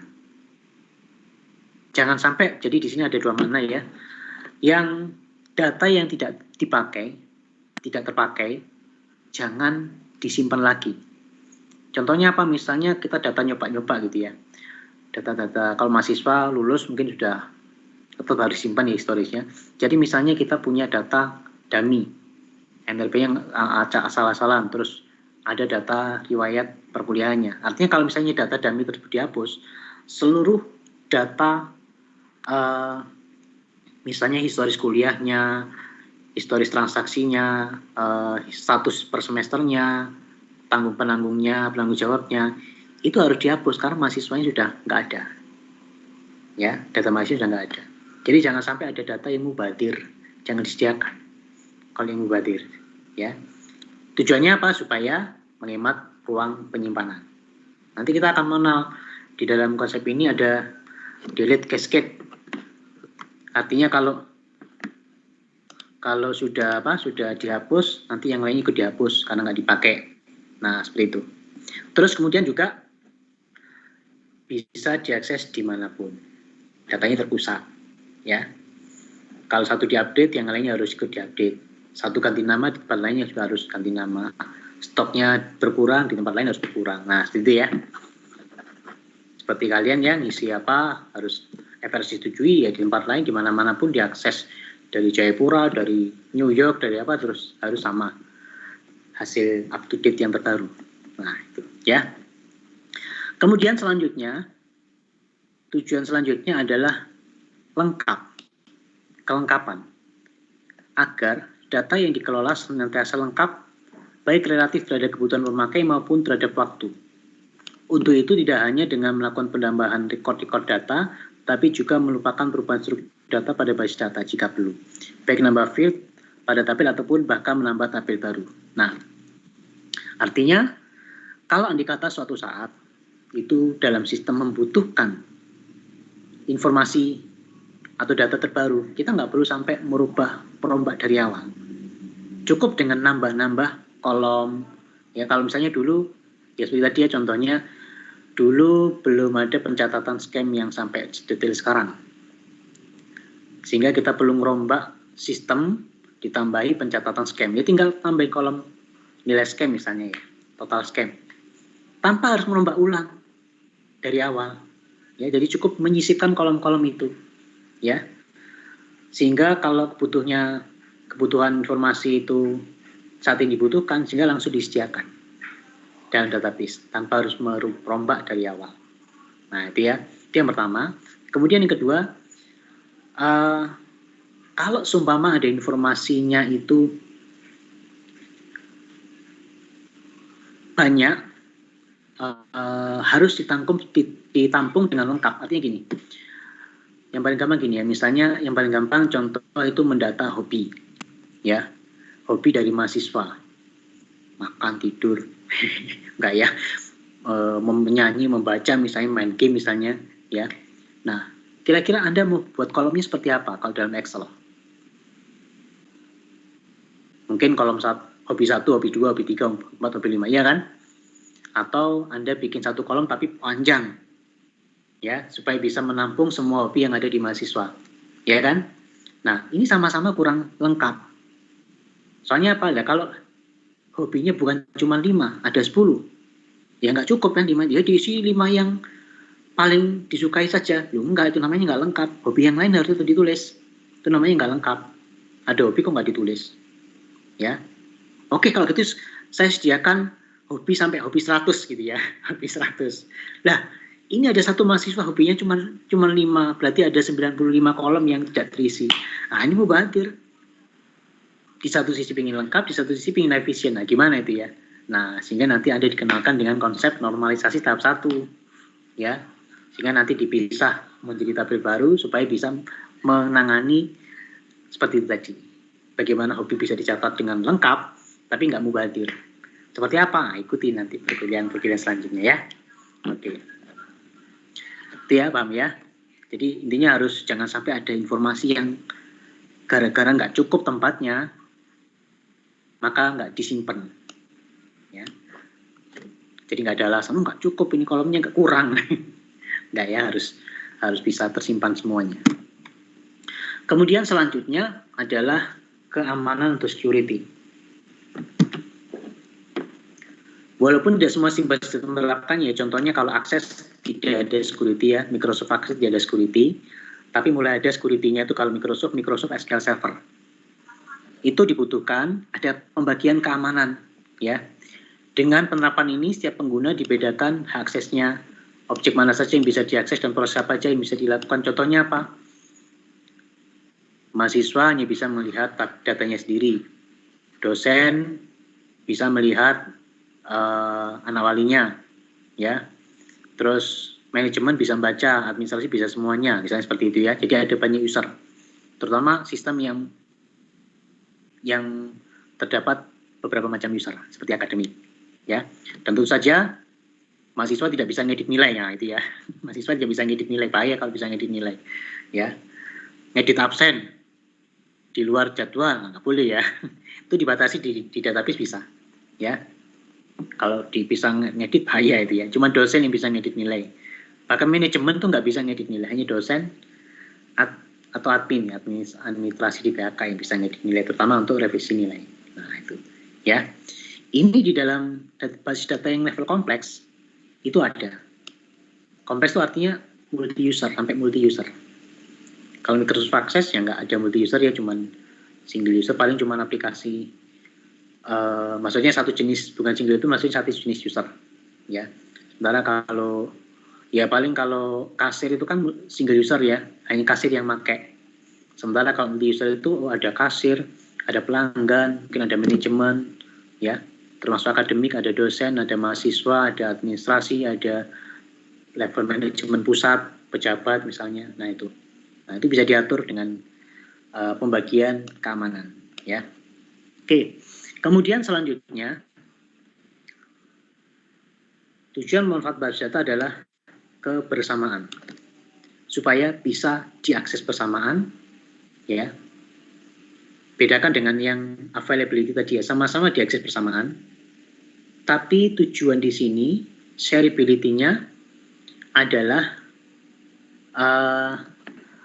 menghindari, jadi ketika di-share bareng, dipakai oleh dari manapun, ya, tidak menimbulkan, menghindari munculnya problem baru seperti data nggak konsisten, ya, atau deadlock. Ini saya pakai ini ya, saya pakai pointer garis.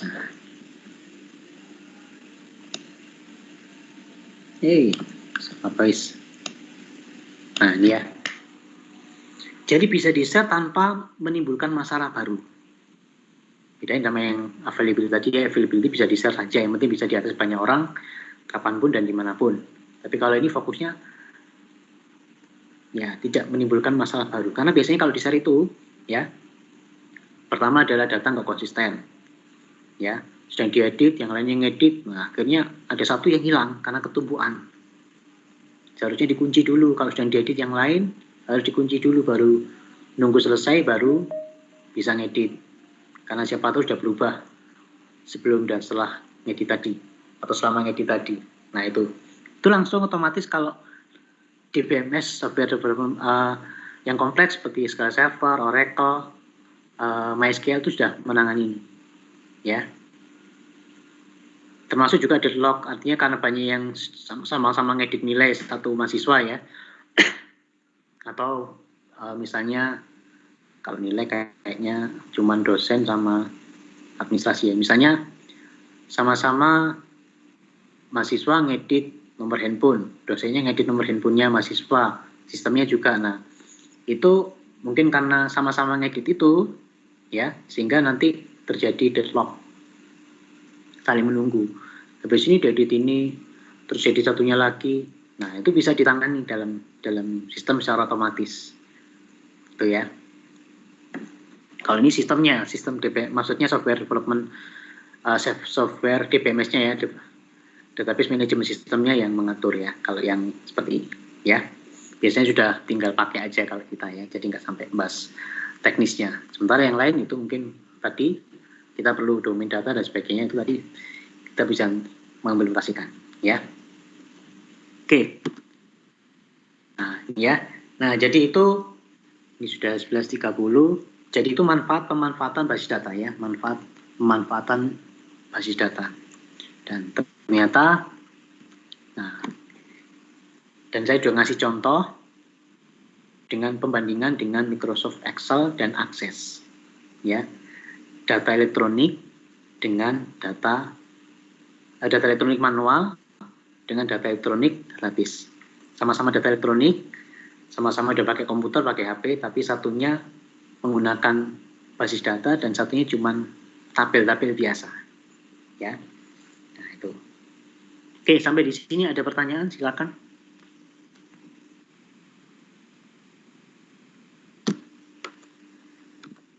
Nah ini kayaknya sudah 11.30, udah jadwalnya rapat ini, tapi nggak apa-apa.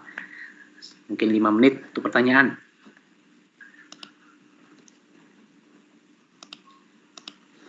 Silakan kamu bertanya.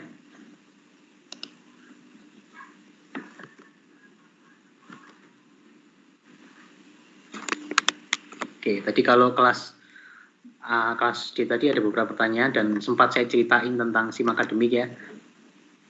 Duka-dukanya kalau pakai manual dulu ya. Tapi kayaknya sekarang waktunya nggak nutupin kalau cerita panjang tentang betapa menderitanya gitu ya, bukan menderitanya, mungkin latihan kesabaran ya, nggak menderita kalau sabar dibandingkan dengan sekarang ketika Anda melakukan registrasi FRS. Intinya secara umum mulai dari pertama Anda ngantri sampai selesai itu mungkin butuh 3 minggu untuk FRS. Sementara Anda mungkin tinggal 1 hari itu pun ya sudah bisa ngumpul bareng pakai Zoom ya kalau sekarang ya. Jadi kalau dulu itu mulai dari ngambil berkas FRS harus nunjukkan bukti pembayaran dari bank, dibawa ke mana BAK untuk menukar dengan form FRS. Kemudian ngisi kelas juga begitu. Ngisi kelas itu nanti Anda harus jadi ditempel di ruang administrasi, itu ada daftar ya. Misalnya sistem basis data kelas A, sistem basis data kelas B. Nanti nulis di situ. Nulis pakai apa, tangan ya, pulpen biasa ya, nulis pulpen biasa. Ya, slotnya disediain 30. Ya, tapi namanya mahasiswa ya macam-macam ya, ada yang kreatif. Sudah penuh masih tulis di bawahnya, atasnya dicoret. Seperti itu. Ya, sampai seperti itu. Terus belum tentu juga itu jadi ngambil, kadang di drop ya dicoret gitu aja. Sementara ya yang lain kira penuh, akhirnya datanya nggak akurat. Dan itu juga nggak up to date. Itu ada yang kertas yang terbaru, jadwal terbaru lagi, ini yang paling baru, mana yang paling baru, semuanya bilang paling baru untuk pengumuman jadwal itu misalnya. Nah seperti itu ya. Terus juga harus ngeprint, ketemu dosen wali harus ngantri lagi di Puskom untuk cetak transkrip sama IPS. Nah itu kemudian baru itu ngantri kepada dosen. Oh yang ngantri SPP sama ngantri BAK itu satu ITS ya, 10.000 mahasiswa. Gantian. Makanya dulu kalau informatika hari apa, jurusan ini dari apa, ya, per hari. Hanya untuk ngantri SPP sama di BAK untuk ngambil berkas. Nah itu ya. Sudah ada komputer? Sudah, cuman waktu itu ya mungkin levelnya Microsoft Access. Yang lebih primitif lagi ya, ini Microsoft Fox Pro. Ya Microsoft Fox Pro ya Microsoft ya. Ya Fox Pro ya, Fox Base. Tapi lupa saya apakah Microsoft atau enggak, mungkin sudah enggak pernah dengar ya Fox Pro. Microsoft mungkin ya kalau nggak salah, punya Microsoft juga. Tapi lebih primitif lagi. Nah itu ya. Sehingga paling nggak Anda butuh waktu jauh lebih lama dibandingkan sekarang. Ya karena itu tadi. Belum lagi yang aman.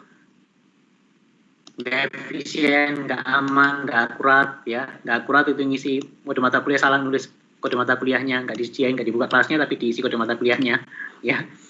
Terus kemudian nggak bisa diakses dari manapun, kapanpun ya. Kadang juga ngisinya nggak lengkap. Terus nggak aman. Itu tadi mahasiswa bisa nyoret nama temennya dicoret gitu ya, padahal nggak dicoret, dia sendiri yang nyoret supaya bisa masuk kelas itu. Nah itu ya. Terus variability disaster ya itu tadi, masih ada data yang hilang ketika sama-sama mengisi data peserta kelas yang daftar kelas tertentu. Nah yang jelas sekarang alhamdulillah, artinya dengan konsep basis data itu kita bisa banyak manfaatnya ya, dan ini di segala aspek lini kehidupan. Makanya prospeknya ketika Anda sudah bisa dipakai dimanapun dan di sektor manapun ya. Mulai dari Mulai dari yang serius sampai yang main-main. Game pun juga harus pakai konsep basis data. Ya, Anda nggak pingin gamenya dihack. Karena hasil kerja keras berbulan-bulan, tiba-tiba rankingnya jatuh, itemnya hilang semua, pasti ngamuk ya. Walaupun itu main-main. Jadi game pun butuh proses manajemen basis data yang baik, apalagi yang banking, data-data penting negara, gitu ya seperti itu. Baik, itu kalau nggak ada pertanyaan, mungkin selanjutnya bisa saya panggil Pak Asisten. Iya Pak. Udah siap ya? Oke, nah selanjutnya nih kalian main-main sama Mbak Asisten. Ya, main apa? Ya, nanti tunggu aja sesinya. Tapi yang jelas materi saya memang sampai di sini, sampai pemanfaatan basis data ini ya. Misalnya nanti akan saya lanjutkan pekan depan, karena kami ya semua dosen harus rapat fakultas, kemudian nanti saya dilanjutkan, saya rapat kalab, karena saya ditunjuk sebagai salah satu kalab di informatika Baik, untuk dari sisi saya cukupkan. Saya serahkan ke Mbak Asisten, nanti kalau selesai sudah bisa langsung ditutup ya. Semoga tetap semangat belajar ya. Semoga juga sehat selalu. Saya akhiri. Assalamualaikum warahmatullahi wabarakatuh. Selamat siang. Waalaikumsalam. Selamat siang Pak. Terima kasih. Waalaikumsalam.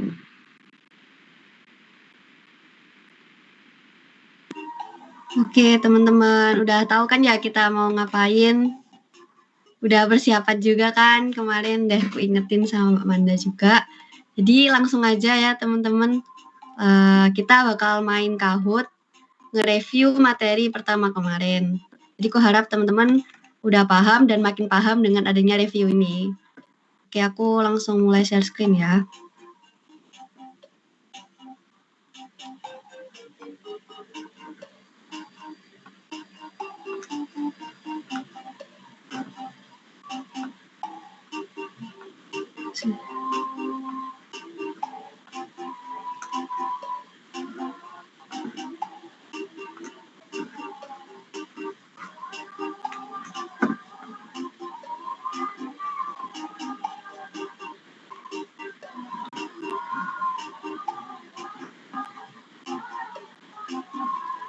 Sorry, salah.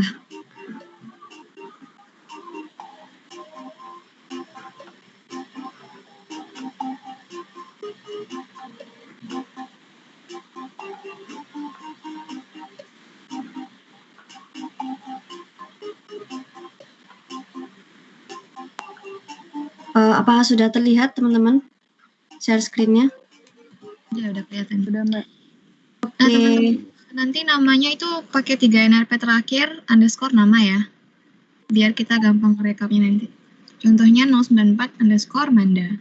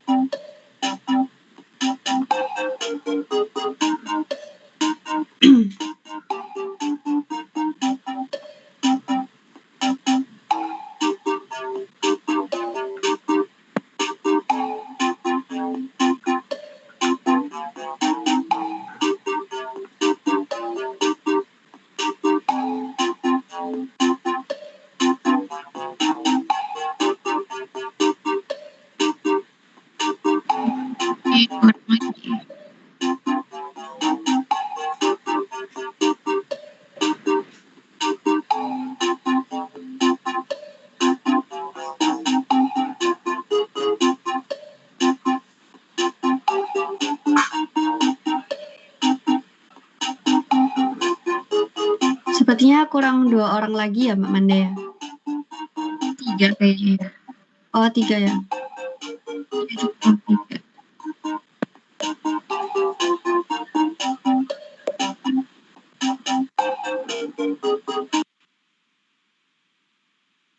Udah 2 orang lagi.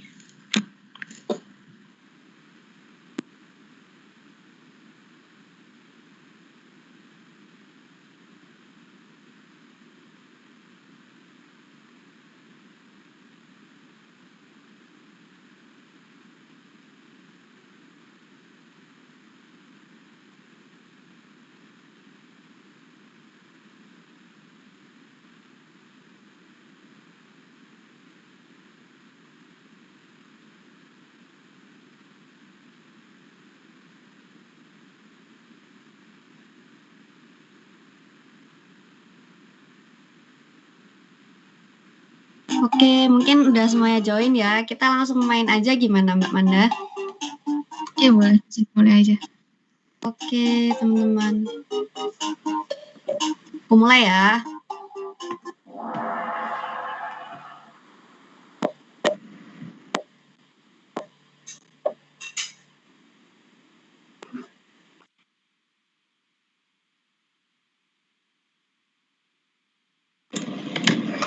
Berikut ini manakah yang benar mengenai data? Oh, ada yang belum lah, Tifa.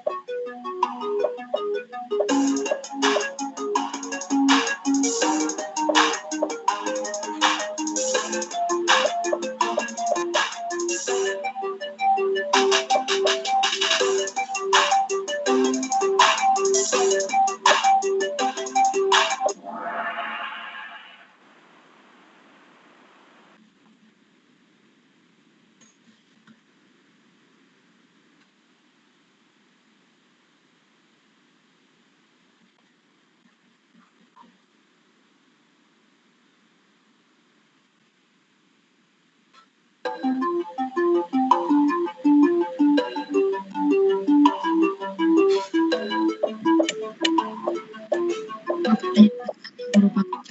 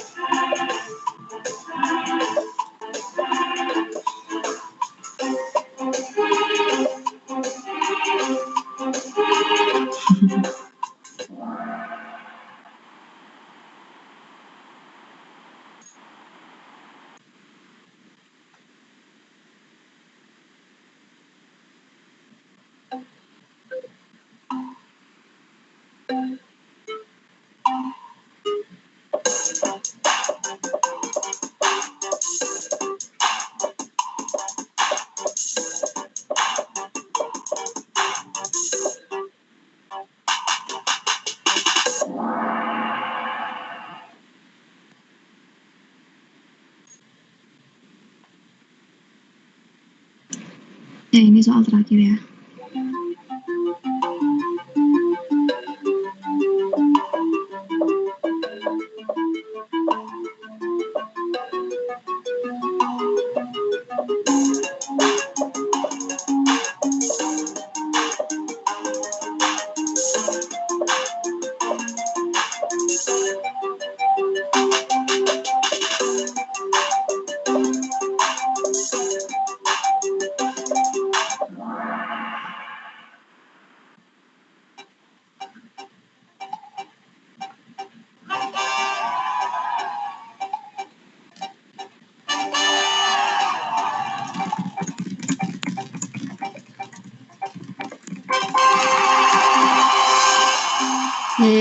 Selamat buat Andika. Yang ke satu nih, Alia sama Noval juga. Oke, teman-teman, mungkin ini ya kuisisnya gampang nggak? Gampang nggak? Atau terlalu gampang? Susah, Mbak. Gampang sih gampang, Mbak, tapi mencekam. Oh, mencekam ya. Oke, teman-teman. Mungkin kalau misal dari soal-soal tadi ada yang ingin ditanyain, kenapa kok jawabannya ini, Mbak? Kenapa nggak ini? Misalnya gitu, boleh banget buat nanya aku atau Manda ya. Mungkin langsung di review ya jawabannya itu, Pak. Oh iya, mau review sekarang atau gimana, Mbak? Boleh aja. Oke, mungkin kita reviewnya gimana ya? Sebentar. Tunjukin jawaban yang benar aja. Aku langsung coba berbagi yang halaman lain ya. Sebentar.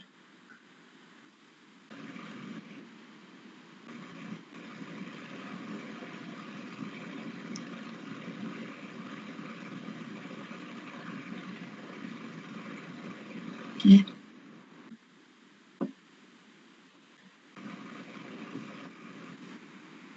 Oke, mungkin dari pertanyaan yang pertama ya. Berikut ini, manakah yang benar mengenai data? Ada meaningful, hasil pengolahan, kesimpulan, sama meaningless.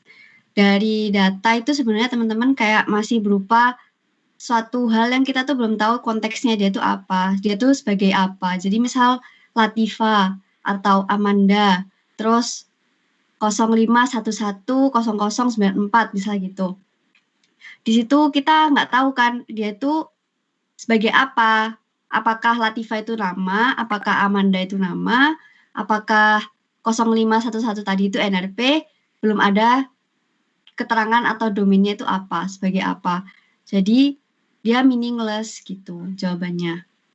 Terus mungkin yang kedua, informasi didapat atau dioleh berdasarkan kalau misal teman-teman udah baca PPT dari yang kami kasih kemarin sama dari penjelasan Bapaknya di pertemuan kemarin, pasti teman-teman bisa jawab sih, karena informasi itu berdasarkan pengolahan data ya teman-teman.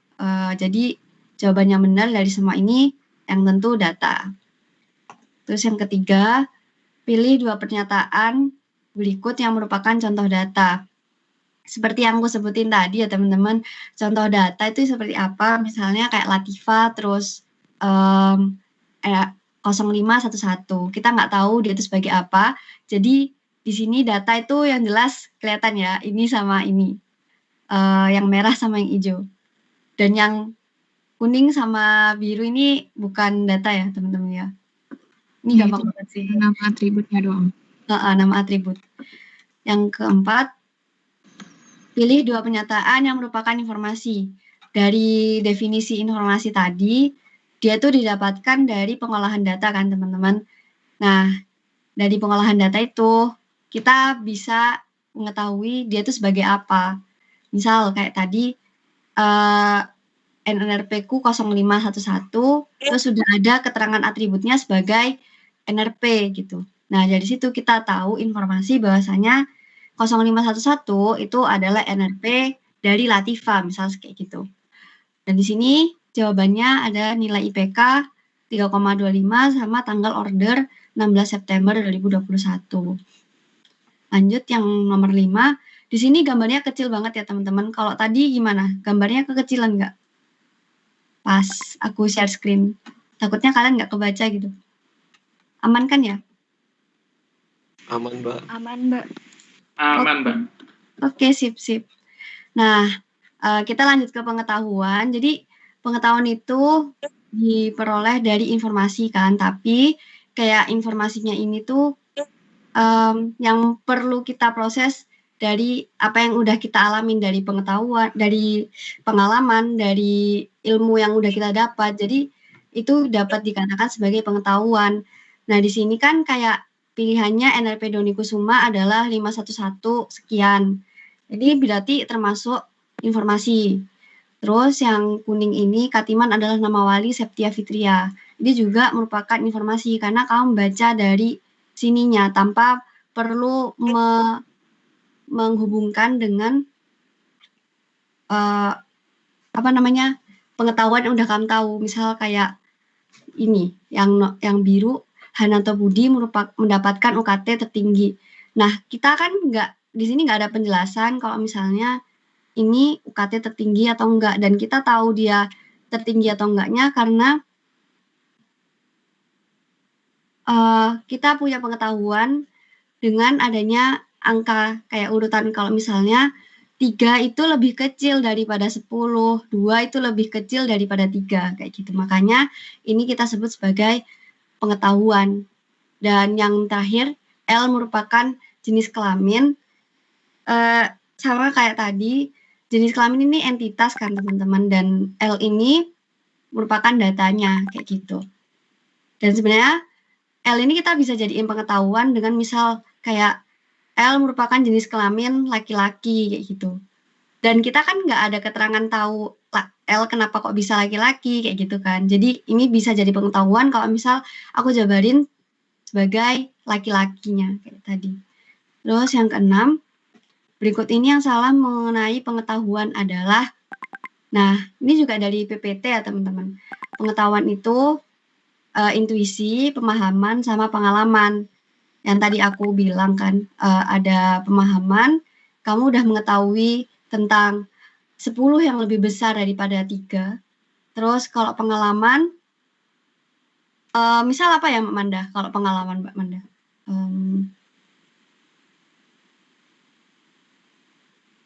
Halo? Ya, halo. Pengalaman itu apa ya contohnya? Aku juga bingung nih buat cari tahu contohnya pengalaman. Mungkin intinya tuh teman-teman kayak dari suatu kejadian, kalian tuh mendapatkan, oh mungkin gini, pisau, kita nggak bakal tahu, misal ya, manusia nggak tahu betapa tajamnya pisau sebelum mereka punya pengalaman kayak pernah terlukai dengan pisau, ya nggak sih? Jadi mungkin kayak gitu sih teman-teman, sederhananya ya. Terus kalau konteks, kenapa kok bukan konteks? Yang salah kenapa konteks ya? Karena iya, contohnya seru ya, sorry. Kalau konteks itu merupakan apa ya, salah satu dari definisi yang tadi kita dapat di informasi. Jadi informasi itu diperoleh dari pengolahan data yang sesuai konteksnya kayak gitu kan. Gitu. Terus kalau intuisi ini aku bingung sih contohnya apa. Mungkin Mbak Manda ada contoh intuisi itu kayak gimana gitu. Intuisi itu hampir sama dengan pengalaman, tapi pengalamannya udah berlangsung lama gitu ya. Jadi dia udah punya intuisi di bidang itu. Misalnya dalam bidang teknis ya, teknis di lapangan, orang-orang yang udah lama terjun di bidang itu pasti punya intuisi mengenai keputusan apa yang harus diambil. Walaupun teorinya itu lebih mengarah ke keputusan A, tapi karena dia itu udah berpengalaman lama di bidang itu, jadi dia tahu kalau itu tuh sebenarnya yang cocok untuk di keadaan dia, di tim dia pada saat itu adalah kondisi yang B. Nah, itu intuisi. Iya. Mungkin paham ya teman-teman dari satu contoh yang udah aku jabarin sama Mbak Manda. Kita lanjut ke nomor 7 nih. Apakah gambar berikut merupakan contoh informasi?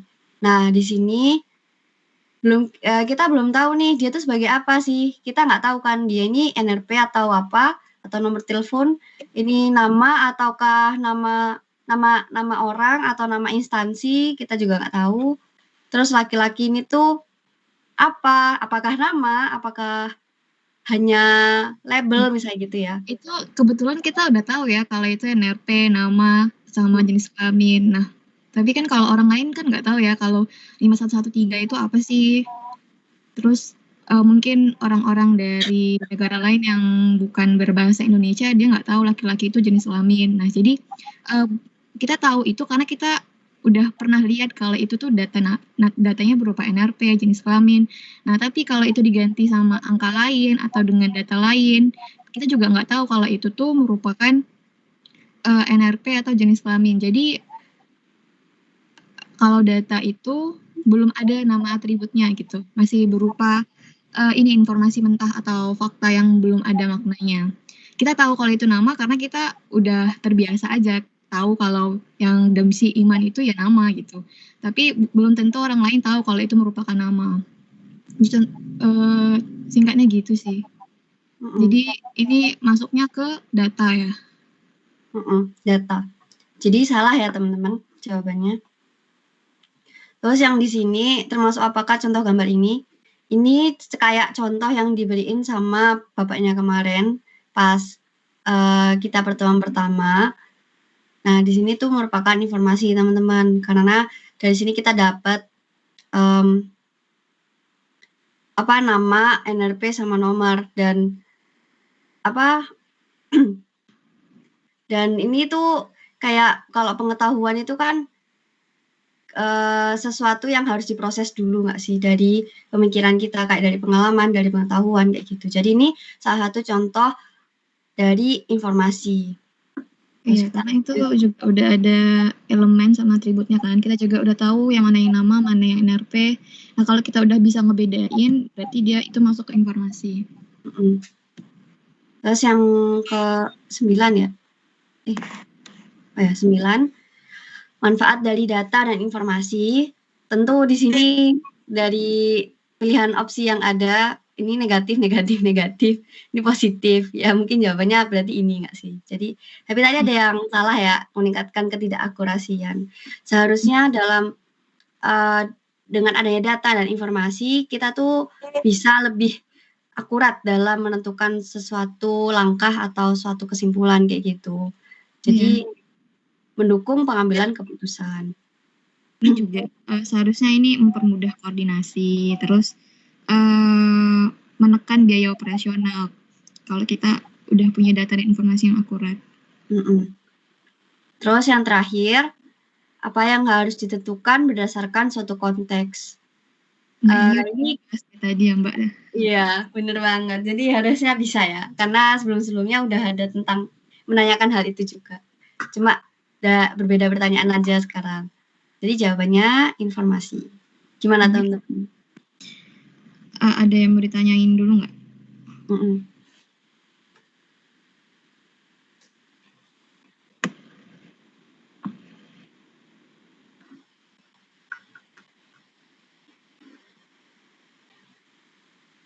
Kalau nggak ada, atau sungkan nanya di sini, gak apa-apa sih nanya lewat chat langsung ke Mbak Manda atau ke aku. Mungkin jelas ya dari penjelasan yang tadi teman-teman. Kalau ada yang kurang jelas, boleh banget nanya. Kayaknya udah pengen istirahat sih Mbak ini Mbak Manda, teman-teman. Iya udah siang juga. Ditutup aja ya kelasnya. Oke teman-teman, terima kasih ya sudah mau main-main bareng. Kalaupun nggak seru, maaf. Mungkin dari aku itu sih, mungkin Mbak Manda. Udah dari aku juga. Oke teman-teman, silakan beristirahat. Terima kasih sudah mau main. Assalamualaikum warahmatullahi wabarakatuh. Silakan keluar meet-nya.